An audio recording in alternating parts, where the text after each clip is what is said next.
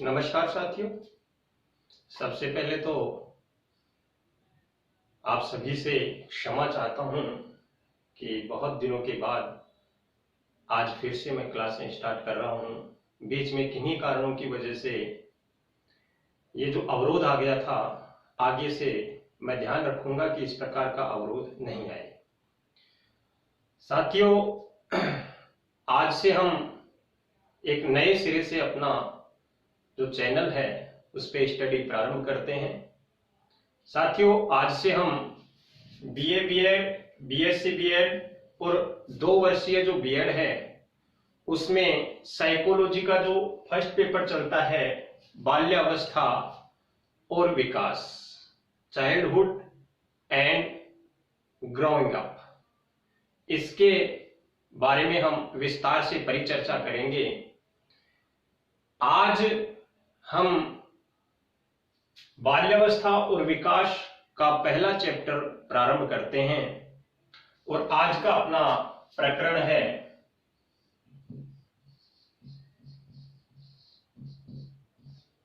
शिक्षा मनोविज्ञान। साथियों, वैसे तो शिक्षा अनादिकाल से चली आ रही एक ऐसी प्रक्रिया है जो मानव के व्यवहार को परिमार्जित करती है। परिमार्जित करने का मतलब होता है मानव के व्यवहार को शुद्ध करती है। मनोविज्ञान ऐसा नहीं है कि अभी है, प्राचीन काल से ही मनोवैज्ञानिक दृष्टिकोण तो चला आ रहा है, लेकिन शिक्षा में मनोविज्ञान को एक विषय के रूप में शामिल जो है वो प्राचीन काल में नहीं किया जाता था, ये अब किया जाता है। आज हम इसी शिक्षा मनोविज्ञान के बारे में विस्तार से परिचर्चा करेंगे। साथियों, अपना जो प्रकरण है शिक्षा मनोविज्ञान, ये जो शिक्षा मनोविज्ञान है ये 2 शब्दों से मिलकर के बना है। शिक्षा मनोविज्ञान 2 शब्दों से मिलकर के बना है। पहला शब्द है शिक्षा और दूसरा शब्द है मनोविज्ञान। मतलब शिक्षा का मतलब है एजुकेशन और दूसरा शब्द है साइकोलॉजी। हम इन दोनों के बारे में विस्तार से परिचर्चा करेंगे और इन दोनों ही शब्दों को अलग अलग तरीके से समझेंगे। सबसे पहले हम शिक्षा को समझेंगे, उसके बाद में हम मनोविज्ञान को समझेंगे। जब इन दोनों को अलग अलग समझ जाएंगे तो हमें आराम से समझ में आ जाएगा कि शिक्षा मनोविज्ञान क्या है और इसी पैटर्न के ऊपर हम आगे बढ़ेंगे। तो साथियों, सबसे पहले हम परिचर्चा करते हैं शिक्षा की। शिक्षा क्या है? अब ये तो अभी मैंने आपको बताया है कि शिक्षा अनादिकाल से चली आ रही मानव व्यवहार को परिमार्जित करने वाली प्रक्रिया है। लेकिन इस दृष्टिकोण से अगर हम शिक्षा के बारे में जानें तो इसके बारे में भी दो दृष्टिकोण हैं। और वो 2 दृष्टिकोण कौन से हैं? साथियों, पहला जो दृष्टिकोण है वो ये कहता है कि जो शिक्षा शब्द है, इस शिक्षा शब्द की जो उत्पत्ति है ये उत्पत्ति हुई है संस्कृत की शिक्ष धातु से। शिक्षा शब्द की उत्पत्ति संस्कृत की शिक्ष धातु से हुई है। और इस शिक्ष धातु का मतलब क्या होता है? साथियों, इस शिक्ष धातु का मतलब होता है प्रकाशित करना। शिक्ष धातु का मतलब होता है प्रकाशित करना।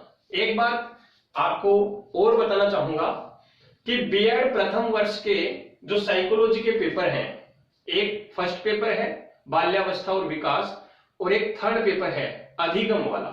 तो साथियों, ये दोनों पेपर ऐसे हैं जो रीट के पूरे सिलेबस को कवर करते हैं। तो हम रेफरेंस में रीट की जो अवधारणाएं हैं, रीट का जो सिलेबस है उसको भी इसी में शामिल करते हुए चलेंगे। तो ये बहुत इंपॉर्टेंट क्लासें हैं और आपको बहुत ध्यान से इसको समझना है और समझे हुए को फिर बार बार उसको जब हम रिपीट करेंगे तो ये हमारे अंतर्मन में पूर्ण रूप से स्थापित हो जाएगा। अब हम बात कर रहे थे कि शिक्षा शब्द जो है उसकी उत्पत्ति हुई है शिक्ष धातु से, और शिक्ष धातु का मतलब होता है प्रकाशित करना। सवाल यह होता है कि प्रकाशित करना, किसे प्रकाशित करना?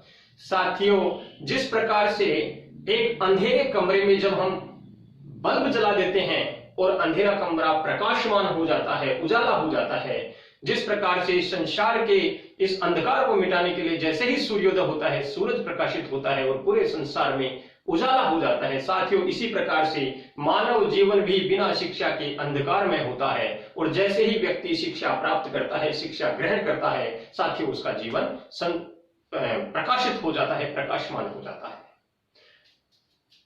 शिक्षा का एक और मानना है, विद्या शब्द भी शिक्षा का मतलब ही है। ये जो विद्या शब्द है साथियों, विद्या शब्द संस्कृत की विद धातु से बना है। विद्या शब्द बना है संस्कृत की विद धातु से। विद धातु का मतलब क्या होता है? जानना। विद धातु का मतलब क्या होता है? जानना, या इसको हम कह सकते हैं जानना या ज्ञान प्राप्त करना। जानना या ज्ञान प्राप्त करना। किसे जानना? साथियों, जन्म लेने वाले प्रत्येक बालक में कोई ना कोई क्षमता होती है, कोई ना कोई योग्यता होती है, आंतरिक शक्तियां होती हैं। विद्या वह माध्यम होता है, शिक्षा वह माध्यम होता है जिसके द्वारा वह अपनी आंतरिक शक्तियों को पहचान सकता है। तो ये एक दृष्टिकोण है। साथियों, इसका ही एक दूसरा दृष्टिकोण है जो कहता है कि शिक्षा को अंग्रेजी में हम कहते हैं एजुकेशन। ये ग्रीक भाषा का जो शब्द है एजुकेशन, इस एजुकेशन शब्द की उत्पत्ति ग्रीक भाषा के एजुकेटम शब्द से हुई है।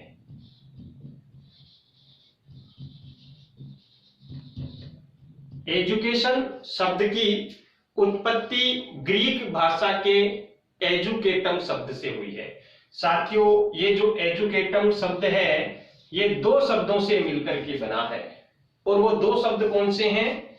साथियों, वो दो शब्द हैं, पहला शब्द है ई और दूसरा शब्द है डूको। पहला शब्द है ई और दूसरा शब्द है डूको। अब ये जो ई है, इस ई का मतलब क्या होता है? साथियों, ई का मतलब होता है भीतर से, और डूको का मतलब होता है बाहर लाना। ई का मतलब होता है भीतर से और डूको का मतलब होता है बाहर लाना। तो दोनों का मतलब क्या हुआ? भीतर से बाहर लाना। किसे बाहर लाना?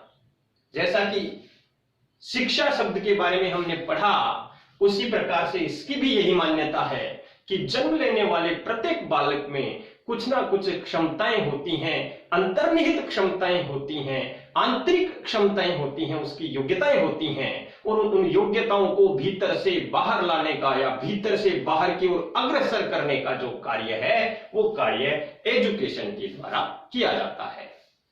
अब इस एजुकेशन शब्द की ही एक और मान्यता है। वो मान्यता, दूसरा जो दृष्टिकोण है, वो दूसरा दृष्टिकोण क्या कहता है कि एजुकेशन शब्द की जो उत्पत्ति है वो एडुकेयर शब्द से हुई है। एजुकेशन शब्द की उत्पत्ति किससे हुई है? एडुकेयर से।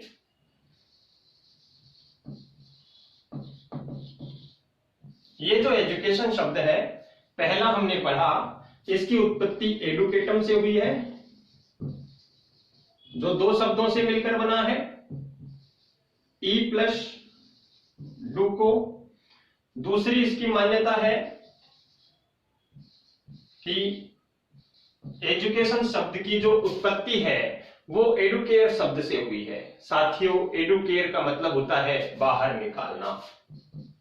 एडुकेयर का मतलब क्या होता है? बाहर निकालना। किसे बाहर निकालना?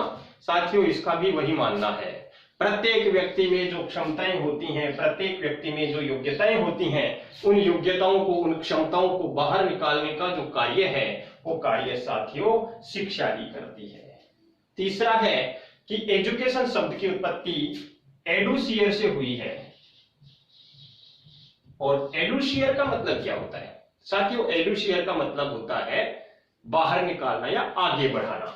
इसका मतलब होता है आगे बढ़ाना, और इसका मतलब भी होता है आगे बढ़ाना या बाहर निकालना। साथियों तीनों का मतलब एक तरह से वही है। कुल मिलाकर के शिक्षा का कार्य क्या होता है? प्रत्येक व्यक्ति के भीतर जो योग्यता होती है, जो क्षमता होती है, उस योग्यता को, उस क्षमता को बाहर निकालने का जो कार्य है वो शिक्षा करती है। साथियों इसके दो अर्थ होते हैं। अभी तक हमने जो पढ़ा या हम लोग जो जानते हैं उनके हिसाब से हमने यही सीखा है कि एजुकेशन के या शिक्षा के दो अर्थ होते हैं। एक व्यापक अर्थ होता है और एक संकुचित अर्थ होता है। व्यापक अर्थ क्या कहता है कि शिक्षा जीवन भर चलती रहती है। एक बच्चा जब जन्म लेता है और जन्म लेकर से वृद्धावस्था तक वह किसी से भी कुछ भी सीख सकता है, कोई भी ज्ञान प्राप्त करता है। तो व्यापक अर्थ तो यह कहता है कि शिक्षा वह प्रक्रिया है जो जीवन भर चलती रहती है। और एक संकुचित अर्थ होता है साथियों, जो यह कहता है कि शिक्षा वह प्रक्रिया है जो विद्यालय में संपन्न होती है। यानी शिक्षा क्या है? हम स्कूलों में जो पढ़ाई प्राप्त करते हैं, जो पढ़ते लिखते हैं, वही शिक्षा है और वहां तक ही वो सीमित रहती है। अगर हम इन दोनों को अगर विस्तार से अगर हम समझें और इनका एक विश्लेषण करें तो हमें इसका एक ही ज्ञान प्राप्त होता है कि जन्म से मृत्यु पर्यंत मनुष्य के ऊपर जो संस्कार पड़ते हैं, मनुष्य जो कुछ ग्रहण करता है, वो सब शिक्षा के अंतर्गत आते हैं। जन्म लेने के बाद में मृत्यु पर्यंत हमारे ऊपर जो भी संस्कार पड़ते हैं, हम जो कुछ सीखते हैं, हम जो कुछ ग्रहण करते हैं साथियों, वो शिक्षा के अंतर्गत आते हैं। अब हम बात करते हैं शिक्षा की परिभाषा की।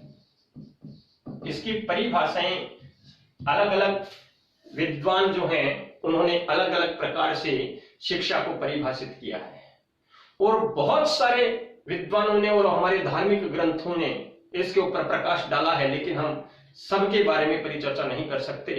जो महत्वपूर्ण है उनके बारे में हम परिचर्चा करेंगे। साथियों विद्या को परिभाषित हमारा जो धार्मिक ग्रंथ है यजुर्वेद ने शिक्षा को परिभाषित किया है। और विद्या के बारे में यजुर्वेद है वो क्या कहता है? विद्या अमृत मनुष्यते, विद्या मृत मनुष्यते। साथियों इसका मतलब क्या होता है? विद्या द्वारा अमरत्व प्राप्त होता है। व्यक्ति अमरता अगर ग्रहण करता है तो अमरता वह विद्या के माध्यम से ग्रहण करता है। अगली परिभाषा दी है पेस्टोलॉजी ने।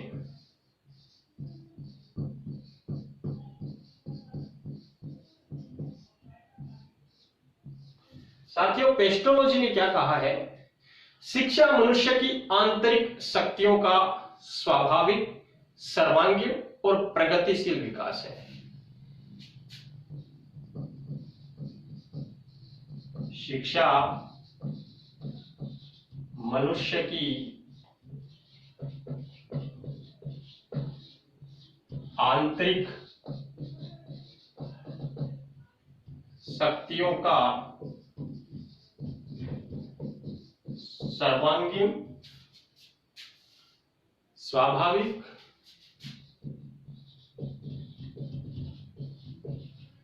और प्रगतिशील विकास है।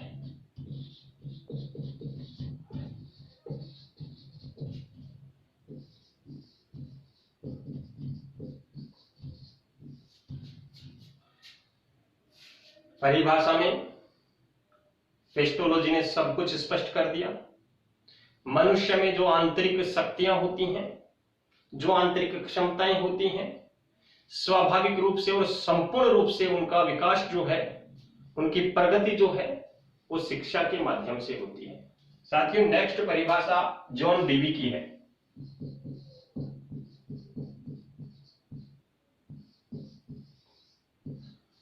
जॉन डीवी ने क्या कहा है?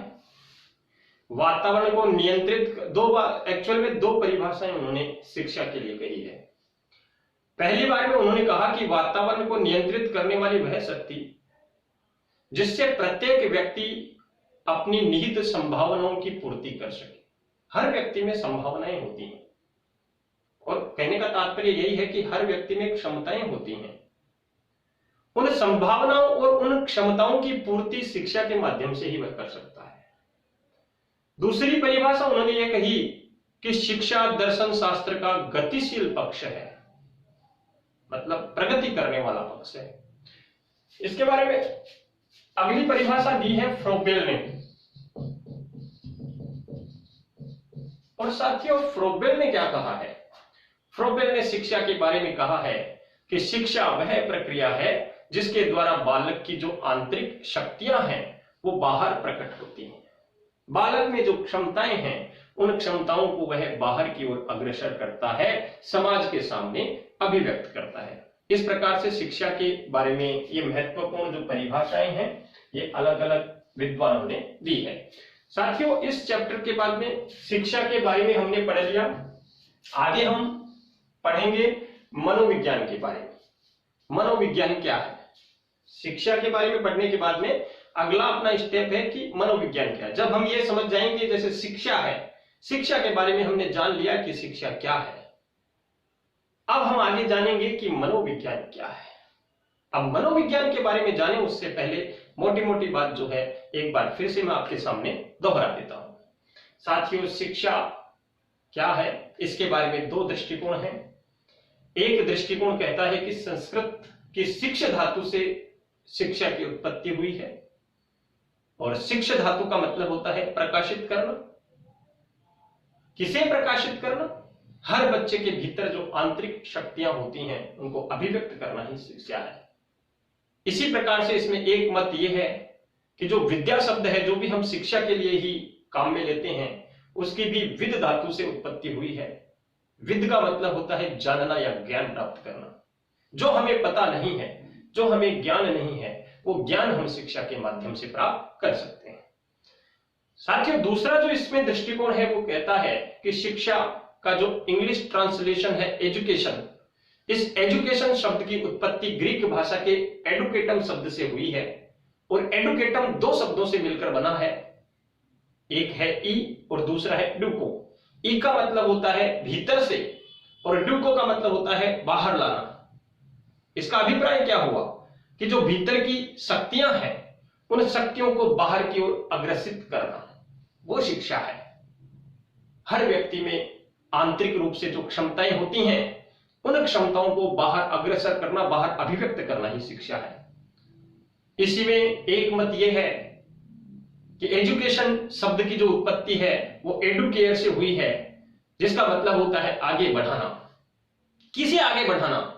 जो व्यक्ति में क्षमताएं हैं, योग्यताएं हैं, उन योग्यताओं को बाहर निकाल करके आगे बढ़ाना। तीसरी जो इसमें मान्यता है वो ये है कि एजुकेशन शब्द की उत्पत्ति एडुशियर से हुई है, जिसका मतलब होता है बाहर निकालना। अंदर की जो शक्तियां हैं, अंदर की जो क्षमताएं हैं, उन क्षमताओं को, उन शक्तियों को बाहर निकालना। साथियों शिक्षा शब्द के दो अर्थ हैं, एक व्यापक है, एक संकुचित है। व्यापक अर्थ ये कहता है कि शिक्षा जीवन भर चलती रहती है, और संकुचित अर्थ ये कहता है कि शिक्षा वह प्रक्रिया है जिसे हम विद्यालय में ग्रहण करते हैं या जो विद्यालय में संपन्न हो जाती है।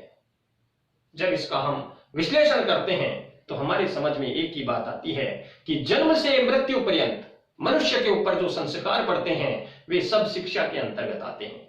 हम जन्म से लेकर के मृत्यु तक जो कुछ सीखते हैं, जो कुछ ग्रहण करते हैं, वो हमारी शिक्षा होती है। साथियों इसके बाद में आती हैं शिक्षा की परिभाषाएं। अनेक विद्वानों ने शिक्षा की परिभाषा के बारे में बहुत सारी बातें की हैं, लेकिन हम सबके बारे में यहां पर चर्चा नहीं कर सकते।